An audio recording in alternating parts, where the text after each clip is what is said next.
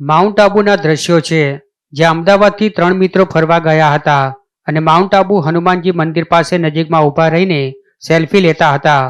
ત્યારે 3 પૈકી એક મિત્રનો પગ લપસી ગયો હતો અને 300 ફૂટ ઊંડી ખીણમાં નીચે પડી ગયો હતો. જો કે બાદમાં આસપાસના સ્થાનિક લોકો અને પર્યટકોએ પોલીસને જાણ કરી હતી, જે બાદ પોલીસે 300 ફૂટ ઊંડી ખીણમાં ઉતરી શોધખોળ હાથ ધરી હતી અને ગંભીર હાલતમાં યુવક મળી પણ આવ્યો હતો, જેને બાદમાં સારવાર માટે હોસ્પિટલ લઈ જવામાં આવ્યો હતો. પણ હોસ્પિટલ પહોંચે એ પહેલા જ યુવકનું રસ્તામાં જ મોત થઈ ગયું હતું. પ્રાપ્ત માહિતી અનુસાર મૃતક યુવકનું નામ પ્રવીણ પટેલ હતું અને અમદાવાદનો વતની હતો, જેનું સેલ્ફીના ચક્કરમાં મોત થયું છે. ત્યારે તમે પણ જો સેલ્ફી લેતા હોય તો ચેતજો. એમનો પગ લપસી ગયો એટલે સીધા નીચે જ જતા રહ્યા. તમે કેટલા માણસ હતા? અમે 3 હતા. બીજું, આ એક ભાઈ બાજુમાં હતા.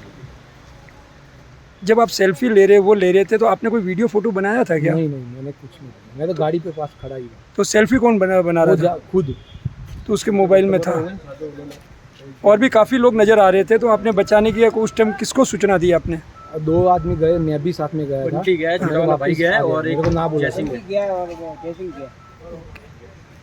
और जो गिरा उसका क्या नाम? बिपिन भाई पटेल. आप कहाँ से हो? अहमदाबाद से.